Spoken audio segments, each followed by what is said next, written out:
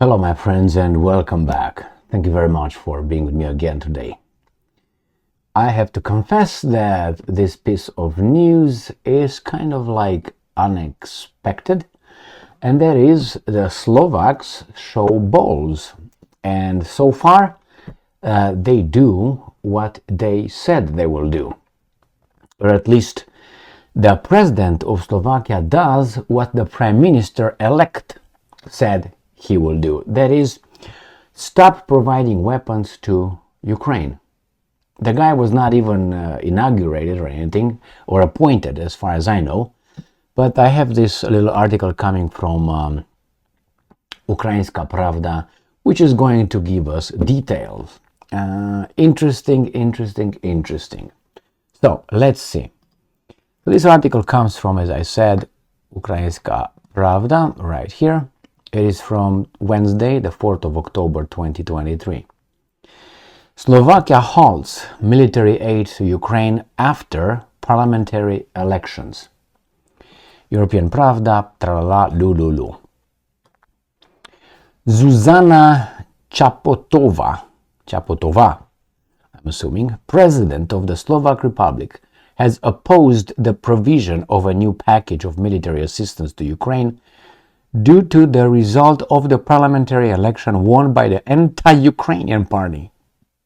Well, it's not anti-Ukrainian party, it's pro-Slovakian people, all right? And the Slovakian people voted to have this new prime minister who said that he will stop sending weapons to Ukraine. He wants peace. He's not pro-Russian, he's no anti-Ukrainian. So the prime minister's name is Robert Fico. The website reports, this comes from the reference to Slovak news portal Denik N. The website reports that the Slovak Ministry of Defense is considering the possibility of providing Ukraine with another package of military assistance. So it seems like to me like the Pentagon, the Bundeswehr, the Slovak Ministry of Defense, these are kind of like parallel leaders in each of these countries. It seems like they do what the fuck ever they want, even though they are just another department, equally in value with education department or other, food and drug administration and whatever other. Secret police. So it seems like these guys have their own policy. Who sets this policy? I thought it was the government. Well, in this case, it's the prime minister. The prime minister is in charge of the government. He, the prime minister, will appoint, with whomever is around him, the heads of the different department, ministries. So it seems like these guys are trying to fulfill something outside of what the elected leadership wants and says. Remember, the Slovak Ministry of Defense has a Secretary of Defense or a Minister of Defense. That guy is an appointed bureaucrat. That means some elected official took him and appointed him over there. I don't know, probably they have to pass a certain kind of process of being agreed upon by other members of the whomever they have over their parliament or something like this. So, nevertheless, he is a bureaucrat. He was appointed over there by someone. And he, in this case I know it's a he because I covered this weasel before, he determines that he probably is going to do something else before everything takes effect. That tells me that he's not a law-abiding individual on the government. He's just a person who seems to work on someone else's pay, is following and fulfilling someone else's agenda. If your country, you're part of that country, elected a president, elected a prime minister, who both said, we will stop. You as an appointed motherfucker, bureaucrat, push papers around, make phone calls and suck that, you determine that, you know what, I'm going to continue. this guy's gonna fire him the sooner the better. But anyway, it could have been transferred during the tenure of the technocratic government of Ludovic Odor, but President Zuzana Chaputova, who is politically responsible for the cabinet, opposes such a plan. So she is politically responsible for the cabinet. In a comment to Denik N, Chaputova's spokesman Martin Strizhniak explained that in this way she, and I'm quoting, respects the results of democratic elections, the winner of which Smer SD promised voters, and I'm quoting, not to give a single bullet to Ukraine, in the name of Slovakia having more important things than the Ukraine garbage war, not Ukraine as Ukraine. The situation over there. The Slovak president believes that ignoring this position of the Smer SD and I'm quoting, some other parties would set an unfortunate precedent for the future. So I think, contrary to my expectations, she is a Democrat, which means not a Democrat as a party, but a person who really believes in democracy and the rule of law and a certain succession of power.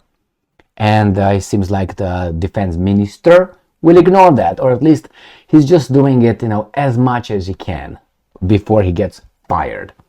Robert Fico's anti-Ukrainian party, again, anti-Ukrainian party because this is Ukrainska Pravda. It's not anti-Ukrainian. My friends, if I like the color black, it doesn't mean that I am anti-color white or green or yellow or something. It means I prefer this. Again, if I love my family, which I do, it doesn't mean I hate your family or his family or their family. If I love my country and my nation, it does not mean I hate everybody else. Okay? This is a garbage bullshit these guys are pushing. If you love your nation and you're a nationalist, they go to something that some people did sometime and they equate it. As I said before, as the Roman salute. Remember the Roman salute? It was instituted for more than 1,000 years. More than 1,000 years. Some guys screw it up in about 25 years. And all of a sudden, that sign is out the door for all of us who are Romans. We cannot use it because some other people said we should not. For those 25 years, somehow nullified all the successes or the achievements of Rome, of the Romans and Western civilization. Because who says that? If it's someone from our family, that needs to be smacked. If it's someone from outside our family, that means there's a traitor. Not even a traitor because he was not on our side anyway. Foreigner, what's going on with this? Anyway, Fico previously declared his intention to stop military and political support for Ukraine. He also said that it was illusory to talk about Ukraine's accession to the EU at that moment, and that Nazism is supposedly tolerated in Ukraine. That's the last part I read over there. Well, I think it's an illusion to talk about the Ukraine's accession to the European Union right now, since it doesn't have a country. And it's a corrupt country at war with another country. So how idiotic it is. So that's, I agree with Mr. Fico. The other thing, it says, and Nazism is supposedly tolerated in Ukraine. I think that's plenty of evidence to support that. There are some videos and pictures and commentaries and statements made by some Ukrainian officials and in the military and in the society that could, make sense. If we put it in the context of what Mr. Fico said.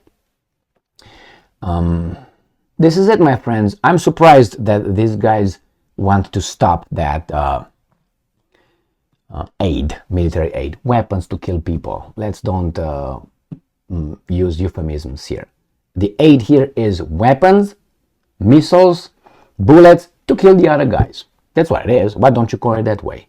Because the empathy of the idiots will go about 5% lower, and we can't have even that. We can't have it. Anyway, it's hard to change the weasel's opinions because they're so weak that immediately, if you show them a shining thing here, oh, I like that one, a shiny one, oh, I like this one, I like this one. So that's why they are keeping doing the same thing. So these guys are not distracted from this shining object, because if someone comes, hey, that's another one. All right, unexpected, but we'll see. The game is not over yet. There's a lot of pressure outside, international, I was supposed to say, outside pressure and internal weasels who are trying to block all this new direction that the Slovaks, the Slovak nation, voted that they might want. Why don't you try that one? Thank you very much for being with me again today. Stay strong, stay smart, look for the truth, and be just.